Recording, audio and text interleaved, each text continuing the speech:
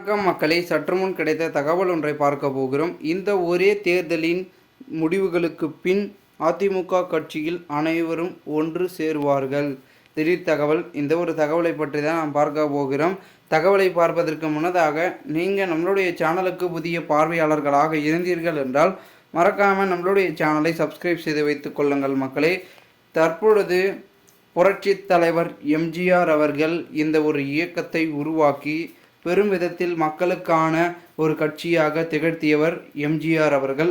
அதன் பிறகு அம்மா செல்வி ஜெயலலிதா அவர்கள் சிறப்பாக வழிநடத்தி மக்களுக்காகவே நான் மக்களால் நான் என்று பெரும் ஒரு இயக்கத்தை தற்பொழுது அதிமுக இரட்டை இலை சின்னம் என்று கொண்டு வந்தார்கள்.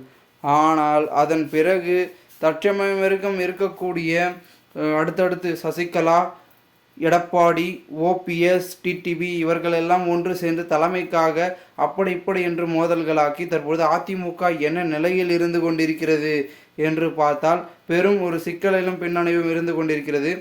அதன் பிறகு சசிகலா அவர்களுக்கு பிறகு ஓபிஎஸ் அவர்கள் பெரும் விதத்தில் இருந்தார். அவருக்கும் பதவி இல்லை. எடப்பாடியிடம் பதவி கொடுத்தார்கள். அவர் என்ன செய்தார்? எல்லாரையும் கட்சியில் நீக்கிட்டு தான் பதவியில் இருப்போம் என்று போலாக அவருடைய செயல்பாடுகள் இருந்ததன் காரணமாக தற்பொழுது அனைவரும் நீக்கிய பின் அவர்களுடைய ஆதரவாளர்கள் பிரிந்து போகிவிட்டார்கள். அதாவது ஒரு கட்சி சிதைந்து துண்டுகளாக பிரிந்து பல அணிகளாக உருப்பெற்றது தான் அதிமுக என்று கூறப்படுகிறது. இந்த ஒரு சமயத்தில் அதிமுகவில் இப்படி மோதல்கள் போய் கொண்டிருக்க சட்டமன்ற தேர்தல் வந்தது. அதன் பிறகு அதில் இதுதான் நமக்கான காலம் அப்படி என்று நினைத்து திராவிட முன்னேற்ற கழகம் முந்திக்கொண்டு பெரும் விதத்தில் அதிமுகவுக்கு வரக்கூடிய வாக்கு ஆதரவை தன் பக்கம் திருப்பி பெரும் விதத்தில் வெற்றியை பெற்றுவிட்டது என்று கூறப்படுகிறது. இதன் பிறகு அதிமுக அவர்கள் பெரும் விதத்தில் சந்திக்கக்கூடிய எடப்பாடி பழனிசாமி பொதுச் செயலராக இருக்க சமயத்தில் சந்திக்கக்கூடிய எம்பி எலெக்ஷன் இதுதான், அதாவது நாடாளுமன்ற தேர்தல்.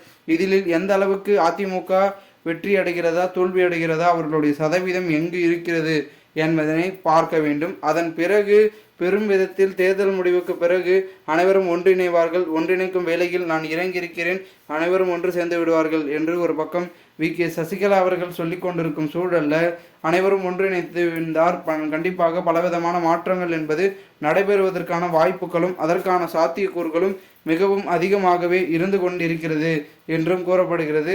காரணம் என்னவென்றால், அதாவது ஒட்டுமொத்தமாகவே இருக்கக்கூடிய கட்சியின் நிலவரங்களாக இருக்கட்டும், கட்சியின் பொறுப்புகளாக இருக்கக்கூடிய பொறுப்பாளர்கள், நிர்வாகிகள், அமைச்சர்கள், முக்கிய புள்ளிகள், தொண்டர்கள் என அனைவருமே சொல்லக்கூடிய கருத்துக்கள் என்னவென்றால், தலைமை மீண்டும் புதுப்பிக்கப்பட வேண்டும். அதாவது அம்மா இருந்த போல் தலைமை இப்பொழுது இல்லை என்றுதான் கூறுகிறார்கள். அதற்கான காரணம் என்னவென்றால், அதில் ஒரு ஆளுமை என்பது அனுபவத்தின் மட்டுமே. ஓகேங்களா? அனுபவம், அதன் பிறகு பெரும் விதத்தில் ஒரு ஆளுமையை கொண்டு வர வேண்டும். அது நம்மளுடைய சசிகலா அவர்களாக இருந்தாலும் சரி, ஓபிஎஸ் அவர்கள் இருந்தாலும் சரி, இவர்களுக்கு மூத்தவங்க நம்மளுடைய ஜெயலலிதா அவர்கள், ஏதாவது ஆளுமையில். ஓகேங்களா? பெரும் விதத்தில் அவங்களுடைய ஆளுமை என்பது ஒரு பெண்மணியாக கட்சியை சிறப்பாக வழிநடத்தினார்கள் என்றால் அந்த அளவிற்கு அவரை பாராட்டக்கூடிய விஷயமே வேறு எதுவும் இல்லை. அந்த அளவிற்கு இருந்த கட்சியை, மக்களுக்கான சேவையான கட்சியை தற்பொழுது ஆதரவு குறையும் அளவிற்கு பண்ணி வைத்திருக்கிறார்கள் என்றுதான் பொதுமக்களிடையே பேச்சுக்கள் என்பது பேசப்பட்டு கொண்டதை நான் காண்பித்து வருகிறோம். இதனால் கண்டிப்பாக கட்சியின் அடுத்தடுத்த நகர்வுகளை மாற்றி பெரும் விதத்தில் மாற்றினா மட்டும்தான் ஆதரவு என்பது கூடும். இல்லை ஏற்றால் மீண்டும் கட்சி மோசமான நிலைக்கு தள்ளப்படும். அதனால் கண்டிப்பாக தேர்தல் முடிவுக்கு பிறகு அனைவரும் ஒன்றிணைவார்கள் என்று சொல்லிக் கொண்டிருக்கிறார்கள். பொறுத்திருந்து பார்க்கலாம் என்ன நடக்கிறது என்பதனை.